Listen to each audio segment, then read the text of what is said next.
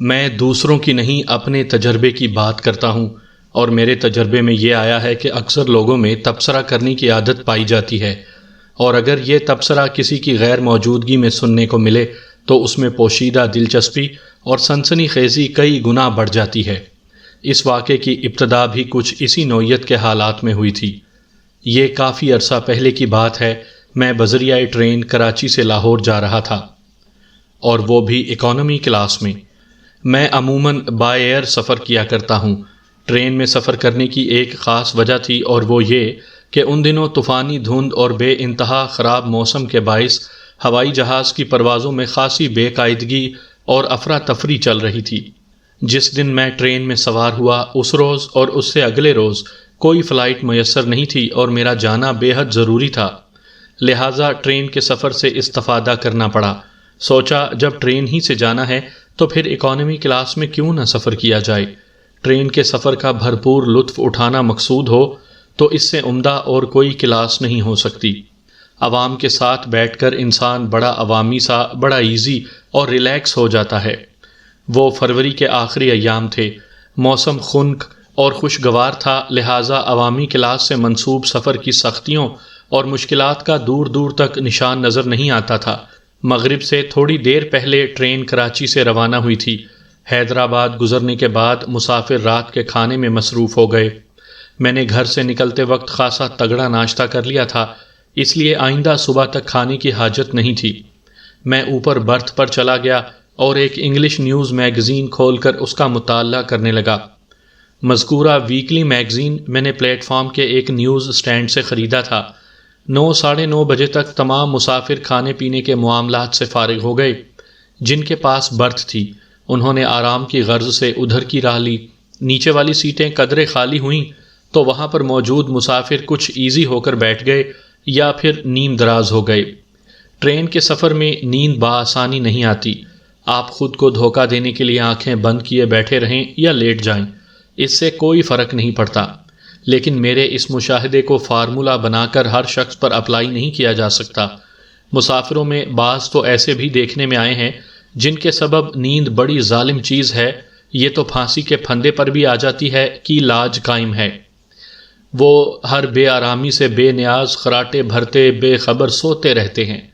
میں news magazine کی ورق گردانی اور مطالعے میں مصروف تھا کہ ایک قدرے تیز آواز میری سماعت تک پہنچی۔ بھائی صاحب، کیا اس رسالے میں کوئی خاص شے چھپی ہے جو آپ اتنے انہماک سے اس کے مطالعے میں غرق ہیں اور وقفے وقفے سے دھیرے دھیرے مسکراتے بھی جاتے ہیں؟ ایک لمحے کے لیے تو مجھے یوں محسوس ہوا جیسے وہ سوال کسی نے مجھ سے کیا ہو، لیکن اگلے ہی لمحے میں نے اس خیال کو رد کر دیا۔ یہ ٹھیک ہے، میں بڑے انہماک سے نیوز میگزین کا مطالعہ کر رہا تھا، مگر دھیرے دھیرے مسکرانے کا مجھ سے کوئی تعلق نہیں تھا۔ اس کا واضح مطلب یہی تھا کہ وہ استفسار کسی اور سے کیا گیا تھا۔ تاہم اس حوالے سے میرے ذہن میں ایک تجسس ابھر گیا تھا۔ میرے جی میں آئی کہ دیکھوں میرے علاوہ اور کون مطالعے میں مصروف ہے اور وہ کیا پڑھ رہا ہے۔ میں نے برتھ پر لیٹے لیٹے گردن موڑ کر نیچے کا جائزہ لیا اور اگلے ہی لمحے چونک اٹھا۔ ایک مسافر کھڑکی والی سائڈ سے پشت ٹکائے، ٹانگیں جزوی طور پر پھیلائے بیٹھا تھا، اور اس کے ہاتھوں میں رواں ماہ کا ایک معروف ڈائجسٹ دکھائی دے رہا تھا۔ اس کے بائیں ایک طرف ادھیڑ عمر شخص اس کی جانب رخ کیے بیٹھا تھا۔ مجھے یہ سمجھنے میں ذرا بھی دقت پیش نہیں آئی کہ بائیں بیٹھے شخص نے ڈائجسٹ والے شخص سے وہ سوال پوچھا تھا۔ ڈائجسٹ والے نے نگاہ اٹھا کر مستفسر شخص کی طرف دیکھا اور نہایت ہی مختصر الفاظ میں جواب دیا، جی جناب، چیز خاصی دلچسپ ہے، اس لیے مجبوراً مسکرانا بھی پڑ رہا ہے۔ میں یہ کہانی ختم کر لوں پھر ڈائجسٹ آپ کو دے دوں گا، اگر موڈ ہو تو آپ بھی اس سے لطف اٹھائیں۔ میں ڈائجسٹ وغیرہ بالکل نہیں پڑھتا، ادھیڑ عمر شخص نے برا سا منہ بناتے ہوئے کہا۔ اس کی کوئی خاص وجہ؟ دوسرے نے پوچھا۔ وجہ کیا ہوگی؟ وہ بے دلی سے بولا۔ سب جانتے ہیں ان ڈائجسٹوں اور رسالوں میں جھوٹی اور من گھڑت کہانیاں شائع کی جاتی ہیں جس سے پڑھنے والوں کے دماغ خراب ہو جاتے ہیں۔ میرے پاس اتنا فالتو وقت نہیں ہوتا کہ جیب سے پیسے خرچ کر کے اپنا دماغ خراب کرتا پھروں۔ ڈائجسٹ بردار شخص کو اپنے سامنے بیٹھے ادھیڑ عمر شخص کی رائے پسند نہیں آئی۔ اس نے ڈائجسٹ کو بند کر کے اپنی گود میں رکھ لیا اور قدرے خفگی آمیز لہجے میں بولا، بھائی صاحب، سنی سنائی باتوں پر یقین کر کے فیصلے نہیں کرنے چاہیے۔ آپ نے خود تو کبھی ڈائجسٹ پڑھ کر دیکھا ہی نہیں اور مخالفت برائے مخالفت پر کمر بستہ ہیں۔ ان دونوں کی اختلافی گفتگو دلچسپ مرحلے میں داخل ہو گئی تھی، لہٰذا میں پوری طرح ان کی طرف متوجہ ہو گیا۔ میں نے انگلش نیوز میگزین کو اپنی آنکھوں کے سامنے پھیلائے رکھا تاکہ انہیں احساس نہ ہو کہ میں ان کی باتیں سن رہا ہوں، تاہم میرا دھیان انہی کی طرف تھا۔ ان کی باہمی گفتگو سے ازاں بعد مجھے ان کے ناموں سے بھی واقفیت ہو گئی۔ ڈائجسٹ کے باقاعدہ قاری کا نام کامران اجمل تھا اور ادھیڑ عمر معترض شخص کا نام عدیل احمد تھا۔ عدیل احمد نے جواب دیا، میں نے کبھی ڈائجسٹ نہیں پڑھا، لیکن آپ تو پڑھتے ہیں نا؟ پوری ایمانداری سے بتائیں، کیا ڈائجسٹوں میں چھپنے والی جھوٹی کہانیاں کسی بھی طور پر پڑھنے والوں کے لیے مفید ثابت ہو سکتی ہیں؟ آپ نے ایمانداری کی بات کی ہے نا، تو سنیں بھائی صاحب، کامران اجمل ٹھہرے ہوئے لہجے میں بولا، میں چونکہ اس ڈائجسٹ کا باقاعدہ قاری ہوں اس لیے صرف اسی کی بات کروں گا، دوسرے ڈائجسٹوں سے مجھے کوئی سروکار نہیں۔ میں پورے یقین اور اعتماد کے ساتھ کہہ سکتا ہوں کہ یہ ڈائجسٹ ہمارے معاشرے کی بھرپور عکاسی کرتا ہے۔ اس میں سبق آموز، عبرت اثر اور دلوں کو چھو لینے والی کہانیاں شائع ہوتی ہیں جو سراسر تعمیری مقاصد کے پیش نظر شائع کی جاتی ہیں۔ پڑھنے والے اگر چاہیں تو زندگی کے مختلف شعبوں میں ان کہانیوں سے بہترین رہنمائی حاصل کر سکتے ہیں۔ مثلاً عدیل احمد نے طنزیہ لہجے میں کہا، اس وقت آپ جس کہانی کا مطالعہ کر رہے ہیں اس میں زندگی کے کون کون سے تعمیری پہلوؤں سے روشناس کرایا گیا ہے؟ میں تو وکیل صاحب کی ڈائری پڑھ رہا ہوں، کامران نے بتایا۔ 1 ماہ چھوڑ کر یہ کہانی شائع ہوتی ہے۔ مرزا امجد بیگ نامی وکیل صاحب اپنے کامیاب کیسوں کی رودات سناتے ہیں جو انتہائی سنسنی خیز اور سچے واقعات پر مشتمل ہوتی ہے۔ میں نے اس سلسلے کی ساری کہانیاں پڑھ رکھی ہیں، آپ ایک آدھ بھی پڑھ لیں تو آپ کو میری باتوں پر خود بخود یقین آ جائے گا۔ ٹھیک ہے، میں نے مان لیا کہ کوئی وکیل صاحب اپنے کیس کو کہانی کے انداز میں پیش کرتے ہوں گے۔ عدیل نے سوچ میں ڈوبے ہوئے لہجے میں اعتراض اٹھایا، لیکن اس بات کی کیا گارنٹی ہے کہ وہ صاحب واقعی کوئی وکیل بھی ہوں گے؟ یہ بھی تو ممکن ہے کہ ڈائجسٹ والے کسی منجے ہوئے قلم کار سے وہ کہانی لکھوا کر شائع کر دیتے ہوں۔ میرے سننے میں یہ بھی آیا ہے کہ ڈائجسٹ اور رسالے والے فرضی ہیروز کے قصے سنا کر پڑھنے والوں کو خوش کرتے رہتے ہیں۔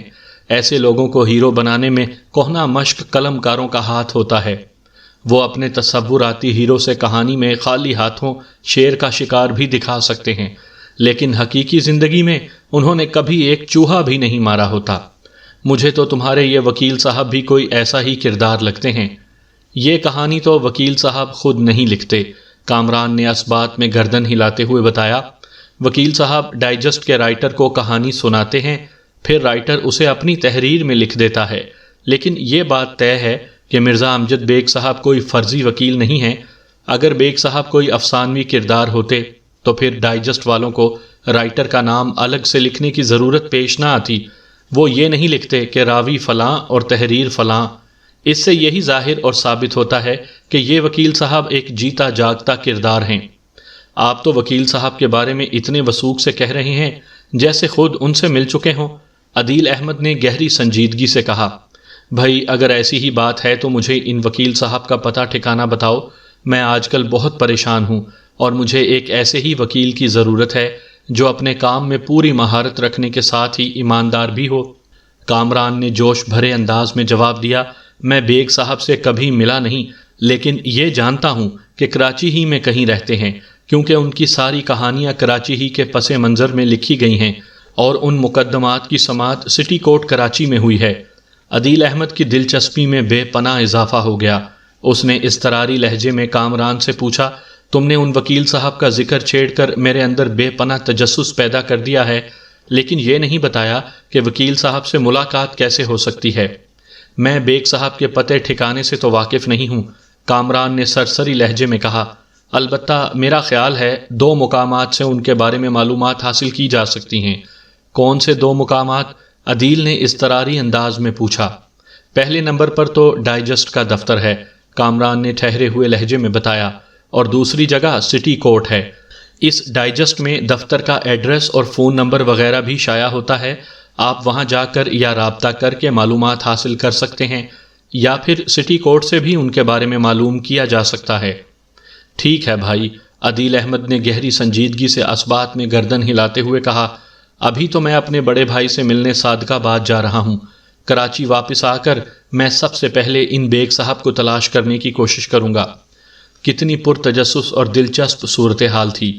عدیل احمد جس شخص کو تلاش کرنے کی بات کر رہا تھا وہ اس سے چند انچ کی دوری پر برتھ پر لیٹا اس کی باتیں سن رہا تھا، یعنی میں، مرزا امجد بیگ ایڈوکیٹ۔ میرے فین مسٹر کامران اجمل کے وہم و گمان میں بھی نہیں ہوگا کہ میں اس وقت اس کے کتنے قریب موجود ہوں۔ اگر میں خود کو ان پر ظاہر کر دیتا تو ممکن ہے انہیں یقین نہ آتا، اور اگر یقین آ جاتا تو سمجھو پھر میری خیر نہیں تھی۔ میں اپنے ضبط کی تعریف نہیں کر رہا، لیکن میں نے یہی فیصلہ کیا کہ خود کو ظاہر نہیں ہونے دوں گا۔ عوامی جگہوں پر خود کو ظاہر کرنے میں چند تلخ تجربات سے گزر چکا ہوں، لہٰذا اس سلسلے میں محتاط رہنے کی عادت اپنا لی ہے۔ اگلی کسی کہانی میں مذکورہ تجربات کی تفصیلات بیان کروں گا۔ میں نے اس سنسنی خیز صورتحال میں موجود رہتے ہوئے یہ فیصلہ کیا کہ عدیل احمد اور کامران اجمل سے خود کو خفیہ رکھ کر میں جس حد تک ممکن ہو سکا ان کے کام آنے کی کوشش کروں گا۔ یہ سوچتے ہوئے میں نے ان کی باہمی گفتگو پر توجہ مرکوز کر دی۔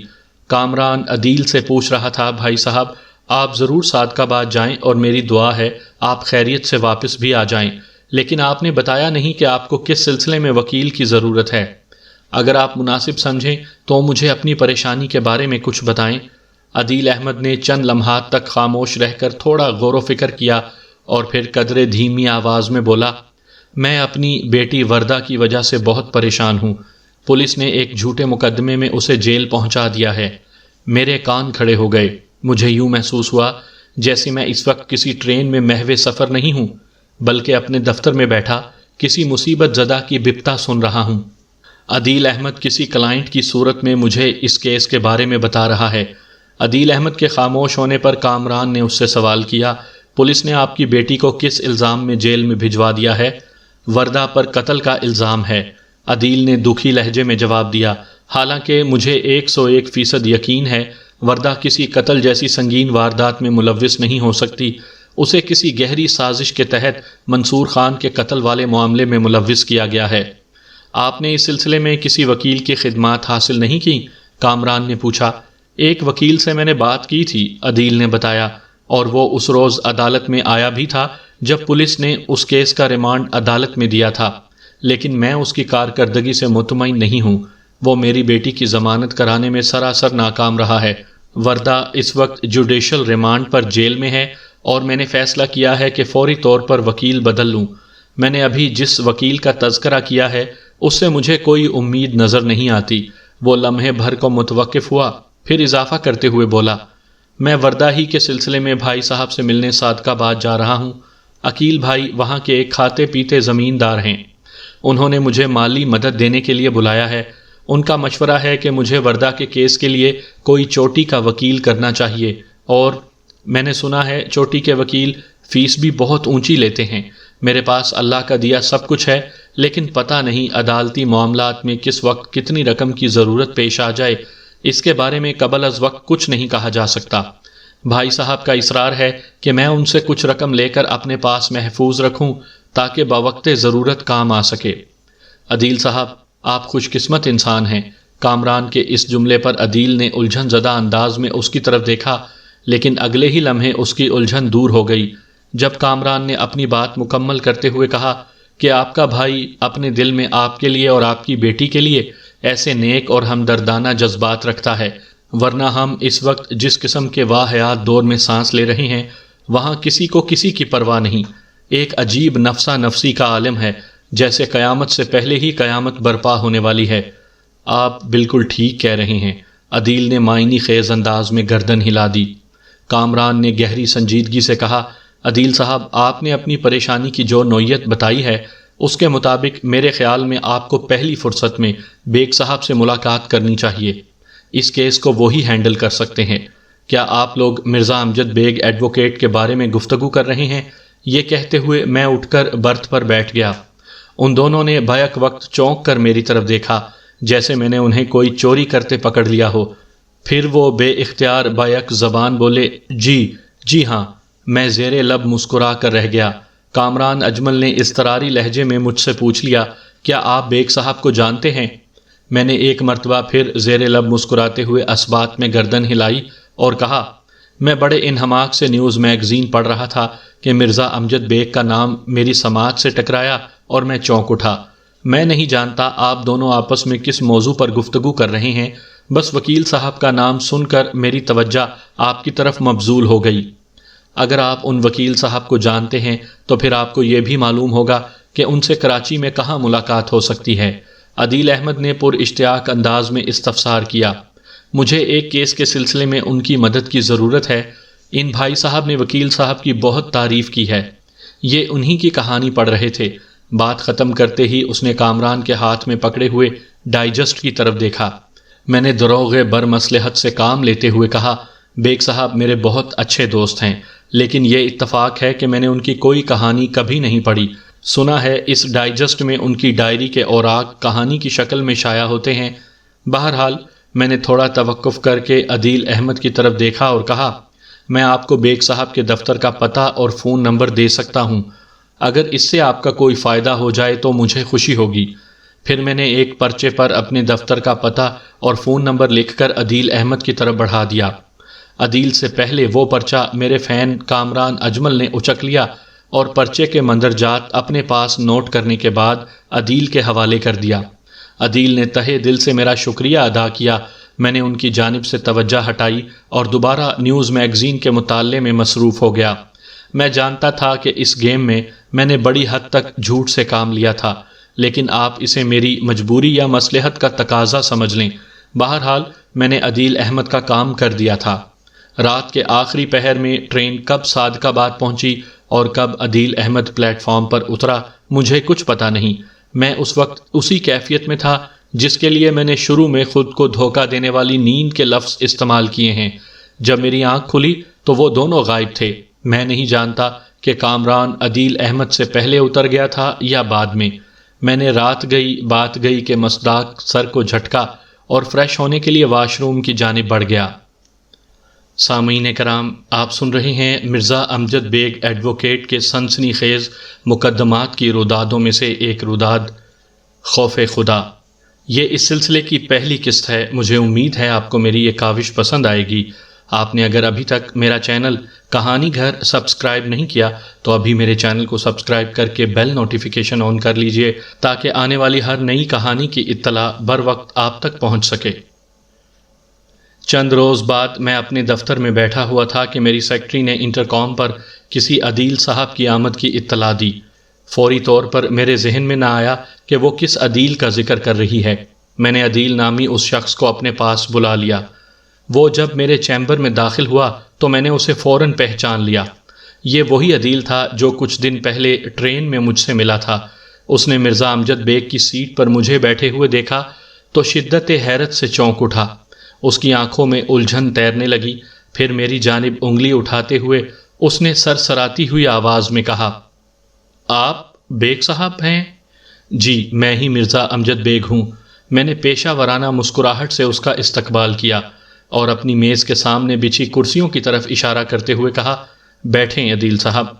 وہ جھجکتے ہوئے ایک کرسی کھینچ کر بیٹھ گیا اور بے یقینی سے میری جانب دیکھتے ہوئے بولا، الجھ کر رہ گیا ہوں، آنکھوں سے دیکھ کر بھی اعتبار نہیں آ رہا، لیکن آپ کو اس دفتر میں موجود پا کر یہی خیال ہو رہا ہے کہ آپ ہی مرزا امجد بیگ ایڈوکیٹ ہیں، لیکن ٹرین میں آپ نے… وہ سب کسی مصلحت کی بنا پر تھا۔ میں نے اس کا جملہ مکمل ہونے سے پہلے ہی کہا، بہرحال آپ سنائیں کہ صادق آباد سے کب واپسی ہوئی؟ 2 روز پہلے، اس نے جواب دیا، تاہم لہجے کی الجھن پوری طرح رفع نہیں ہوئی تھی۔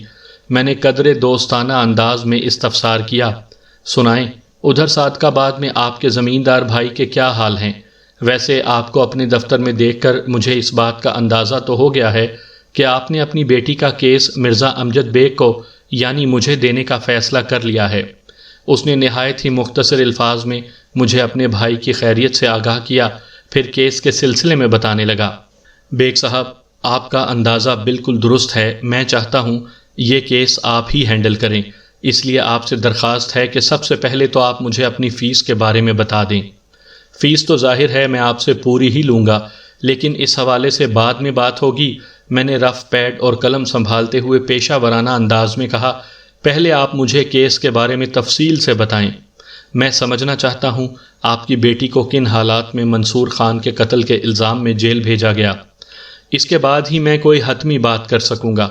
ایک بات کی وضاحت کر دوں کہ اس رات ٹرین کے سفر کے دوران جب میں نے خود کو مرزا امجد بیگ کے دوست کی حیثیت سے متعارف کروا دیا تھا تو ہم تینوں میں منصور خان مرڈر کیس کے حوالے سے مختصر سی بات چیت ہوئی تھی، لہٰذا میں ابھی اسی تناظر میں بات کر رہا تھا۔ عدیل احمد نے ایک لمحہ سوچنے کے بعد جواب دیا، بیگ صاحب، میرا خیال ہے میں منصور خان کے بارے میں جس حد تک جانتا ہوں پہلے وہ آپ کے علم میں لے آؤں، پھر اپنی بیٹی وردہ کو پیش آنے والے واقعات کی تفصیل بیان کروں تاکہ آپ اس کیس کے پس منظر سے اچھی طرح واقف ہو جائیں۔ جی ہاں، میں بھی یہی چاہتا ہوں، میں نے قلم کو اپنی انگلیوں میں گھماتے ہوئے کہا۔ وہ خاموش ہو کر اپنے ہاتھوں کو گھورنے لگا۔ وہ اس وقت میری جانب نہیں دیکھ رہا تھا، لیکن اس کے انداز سے بخوبی مجھے پتہ چل گیا کہ ان لمحات میں وہ شدید نوعیت کی کسی کشمکش میں مبتلا تھا۔ جب انسان کے لیے کچھ کہنا، کچھ بتانا لازم ہو جائے اور کہنے والی بات بہت ہی نازک ہو تو وہ کچھ اسی قسم کی کیفیت میں گرفتار دکھائی دیتا ہے۔ اضطراب اور تذبذب تامل کے ساتھ مل کر ایسی ہی صورتحال تخلیق کرتے ہیں۔ ان میں بعض باتیں ایسی بھی ہیں جو کسی جوان بیٹی کے باپ کے لیے بیان کرنا کوئی آسان کام نہیں۔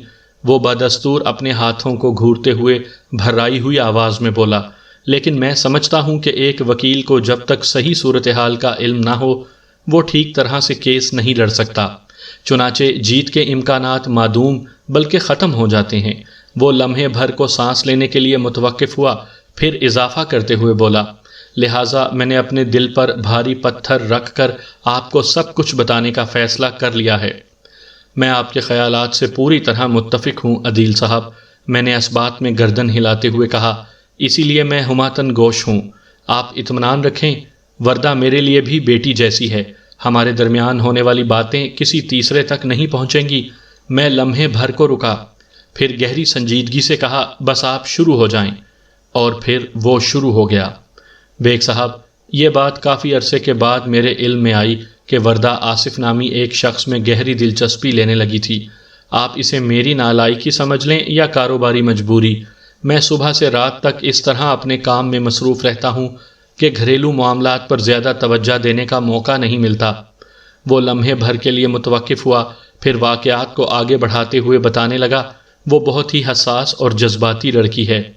عدیل احمد مجھے منصور خان مرڈر کیس کے پس منظر سے آگاہ کر رہا تھا اور میں پوری توجہ سے اسے سن رہا تھا۔ اس کے ساتھ ہی میں رف پیڈ پر اہم اور ضروری نکات بھی نوٹ کرتا جا رہا تھا۔ اس کی داستان کے اختتام سے پہلے ہی میں یہ فیصلہ کر چکا تھا کہ میں اس کیس کو ضرور ہینڈل کروں گا۔ اس روز عدیل نے مجھے جو کچھ بتایا، میں اس کہانی میں سے فروئی اور غیر متعلق باتوں کو حذف کر کے خلاصہ آپ کی خدمت میں پیش کرتا ہوں تاکہ عدالتی کارروائی سے قبل آپ بھی اس کیس کے پس منظر سے بخوبی واقف ہو جائیں۔ واضح رہے کہ عدیل احمد نے مجھے جو واقعات سنائے ان میں کوئی خاص ترتیب نہیں تھی، میں انہیں ایک ترتیب سے آپ تک پہنچا رہا ہوں۔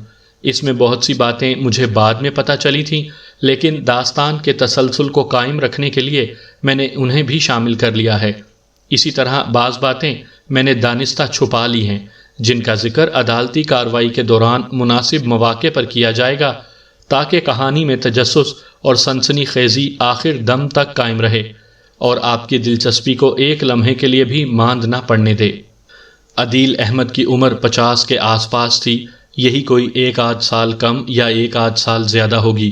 اس کی رہائش پٹیل پاڑا کے علاقے میں تھی۔ مکان ذاتی تھا جہاں وہ اپنی مختصر سی فیملی کے ساتھ رہتا تھا۔ یہ مختصر فیملی صرف 4 افراد پر مشتمل تھی، عدیل احمد، اس کی بیوی امینہ، چھوٹا بیٹا شکیل احمد اور وردہ کے جیل جانے کے بعد گھر میں بسنے والے افراد کی تعداد گھٹ کر 3 رہ گئی تھی۔ وردہ عارضی نقل مکانی کے بعد ایک جگہ سے دوسری جگہ پہنچ گئی تھی۔ عدیل احمد ایک چھوٹا کاروباری آدمی تھا۔ گارڈن کے علاقے میں چڑیا گھر کے قریب اس کی آٹو سپیئر پارٹس کی دکان تھی جہاں وہ صبح سے رات تک مصروف رہا کرتا تھا۔ عدیل احمد خود بہت زیادہ تعلیم حاصل نہیں کر سکا تھا، اس لیے اپنی اولاد کو اس زیور سے آراستہ کرنے کی ٹھان رکھی تھی۔ شکیل ان دنوں میٹرک کے امتحانات کی تیاری کر رہا تھا۔ اس سے پہلے وردہ نے اپنے گریجویشن مکمل کر لیا تھا۔ پھر اس کی زندگی میں ایک ایسا ناخوشگوار واقعہ رونما ہوا کہ اس نے مزید تعلیم کا ارادہ ترک کر دیا، حالانکہ عدیل کی خواہش تھی کہ وہ ماسٹرز ضرور کرے۔ گریجویشن کے بعد فراغت ملی تو وردہ نے جاب کا فیصلہ کیا۔ جب اس نے اپنی اس خواہش کے بارے میں والدین کو بتایا تو اس کی ماں امینہ بیگم نے فیصلہ کن لہجے میں کہا، کوئی ضرورت نہیں ہے نوکری کی، اللہ کا دیا سب کچھ ہے ہمارے پاس، اس گھر میں کس شے کی کمی ہے؟ میں کوئی ضرورت یا کمی پوری کرنے کے لیے نوکری نہیں کرنا چاہتی، وردہ نے رسان سے جواب دیا۔ میں خود کو مصروف رکھنے اور عملی زندگی کا تجربہ حاصل کرنے کے لیے کوئی عارضی جاب کروں گی۔ جب ایم اے کی باقاعدہ کلاسز شروع ہوں گی تو میں اپنی پڑھائی میں لگ جاؤں گی۔ ہر وقت پڑھائی پڑھائی، امینہ بیگم نے ہاتھ نچاتے ہوئے کہا، تاہم اس کے انداز میں ایک خاص قسم کی مامتانہ ہمدردی پائی جاتی ہے۔ اگر اس پڑھائی سے چند ماہ کی فرصت مل گئی تو گھر میں بیٹھ کر آرام کرو۔ بھائی تم بچی کو خواہ کیوں پریشان کر رہی ہو؟ عدیل احمد نے بیٹی کی حمایت کرتے ہوئے کہا، چند ماہ کی تو بات ہے، اسے اپنا شوق پورا کر لینے دو۔ وردہ نے باپ کو اپنا حامی پایا تو امینہ بیگم سے کہا، امی آپ کیوں فکر کرتی ہیں؟ میں کوئی آسان سی اور صاف ستھری جاب کروں گی۔ اخبارات میں پڑھے لکھے لوگوں کے لیے مناسب جابز کے اشتہارات شائع ہوتے رہتے ہیں، میں ابو کے مشورے ہی سے کسی جاب کا انتخاب کروں گی۔ الغرض تھوڑی بحث و تمہیز کے بعد امینہ بیگم نے بادل نخواستہ بیٹی کو ملازمت کے لیے اجازت دے دی۔ اگلے روز سے وردہ نے اخبارات کو کنگالنا شروع کر دیا۔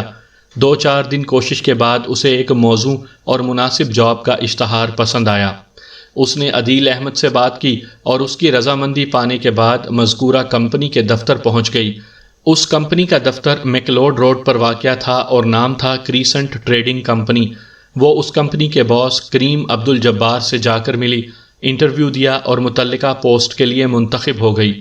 اس کی صاف گوئی کریم عبدالجبار کو بہت پسند آئی تھی۔ وردہ نے انٹرویو ختم ہونے پر بڑے واضح الفاظ میں کہا تھا، سر میں غلط بیانی کر کے کوئی مراد یا فائدہ حاصل کرنے کی قائل نہیں ہوں۔ آپ نے مجھے اس پوسٹ کے لیے منتخب تو کر لیا ہے، لیکن میں جوائننگ سے پہلے یہ واضح کر دوں کہ میں عارضی طور پر جاب کرنے کا ارادہ رکھتی ہوں۔ گریجویشن کے اختتام اور ماسٹرز کے آغاز میں فرصت کے جو چند ماہ ہیں، میں اس عرصے میں عملی زندگی کے تجربات اور مشاہدات کی خاطر ملازمت کرنے کے لیے گھر سے نکلی ہوں۔ جیسے ہی میری ایم اے کی کلاسز شروع ہوں گی مجھے یہ جاب چھوڑ کر جانا ہوگا۔ مجھے تمہاری صاف گوئی اور فطری سادگی نے بہت متاثر کیا ہے، کریم عبدالجبار نے ٹھہرے ہوئے لہجے میں کہا۔ اگر تمہارے کام نے بھی اسی طرح متاثر کیا تو میری یہ کوشش ہوگی کہ تم اس کمپنی کو چھوڑ کر نہ جاؤ۔ ماسٹرز تو جاب جاری رکھتے ہوئے بھی کیا جا سکتا ہے۔ بہرحال وہ لمحے بھر کے لیے متوقف ہوا، پھر نہایت ہی سنجیدگی سے بولا، یہ سب بعد کی باتیں ہیں، پہلے تم جوائن تو کرو اور کام کر کے دکھاؤ، اس کے بعد سوچیں گے کہ آگے کیا کرنا ہے۔ آئندہ روز سے وردہ آفس جانے لگی۔ کریسنٹ ٹریڈنگ کمپنی کا کام دور دور تک پھیلا ہوا تھا۔ یہ ایک بڑی آرگنائزیشن تھی۔ وردہ کو وہاں کام کرتے ہوئے بہت اچھا محسوس ہو رہا تھا۔ کریم عبدالجبار کا ایک جملہ اس کے ذہن سے چپک کر رہ گیا تھا۔ اس کے باس نے کہا تھا کہ پہلے وہ کام کر کے دکھائے، پھر اس کے جانے یا نہ جانے کا فیصلہ کیا جائے گا۔ اسے چند ماہ کے بعد اس ملازمت کو چھوڑنا تو تھا، لیکن اس کے مزاج میں چیلنجز قبول کرنے کا رجحان بھی تھا۔ اس نے کریسنٹ ٹریڈنگ کمپنی میں کام کے پہلے روز ہی یہ تہیہ کر لیا تھا کہ وہ اپنے باس کو ایسا کام کر کے دکھائے گی جسے وہ کبھی نہ بھول سکے۔ وہ چند ماہ بعد چاہے کمپنی چھوڑ کر چلی جائے، مگر اس کی یادیں کمپنی کے ایک ایک گوشے اور وہاں کام کرنے والے ایک ایک شخص کے ذہن میں چکراتی رہیں۔ کریسنٹ چونکہ ایک بڑی ٹریڈنگ کمپنی تھی، لہٰذا دوسری کمپنیز سے اس کا واسطہ پڑتا رہتا تھا، اور انہی کمپنیز میں ایک سیگل شپنگ کمپنی بھی تھی جس کا نمائندہ آصف نامی ایک شکیل و وجیح شخص اکثر و بیشتر کریسنٹ کے آفس میں آتا رہتا تھا۔ اول روز ہی سے آصف وردہ کو اچھا لگا تھا۔ یہ اچھا لگنا ایک عام سا تاثر تھا، جیسے ہم مارکیٹ جائیں اور کسی دکان پر رکھی ہوئی بہت سی اشیاء میں سے ہمیں کوئی ایک چیز پسند آ جائے، لیکن جلد ہی وردہ کو یہ احساس ہونے لگا کہ اس کی پسندیدگی کسی چیز کے انتخاب والی نہیں تھی، بلکہ اس نے اگر درجنوں افراد میں سے کسی ایک کو پسند کیا تھا تو اس کے پیچھے اس کی کسی مخصوص سوچ کا ہاتھ تھا، کسی دلی جذبے کی کار فرمائی تھی۔ وہ اپنے جذبات اور احساسات کو ٹٹولنے اور کریدنے میں مصروف تھی کہ ایک روز اسے پتہ چلا آصف بھی بڑی تیزی سے اس کی جانب بڑھتا چلا آ رہا ہے۔ اس کے بعد ان کے بیچ جو کچھ ہوا اسے الفاظ میں بیان کرنے کی ضرورت نہیں۔ وہ دونوں تیزی سے ایک دوسرے کے قریب آئے اور باہمی محبت میں گرفتار ہو گئے۔ وردہ 2-4 ماہ کے لیے جاب کرنے گھر سے نکلی تھی، لیکن واپسی کا راستہ بھول گئی۔ کریسنٹ کمپنی کے دفتر میں آصف سے اس کی ملاقات ہو جاتی تھی۔ وہ اس دفتر کو کیسے چھوڑ سکتی تھی؟ جب اس نے خود ملازمت چھوڑنے کی بات نہیں کی تو کریم عبد الجبار نے بھی اسے یاد دلانا ضروری نہیں سمجھا۔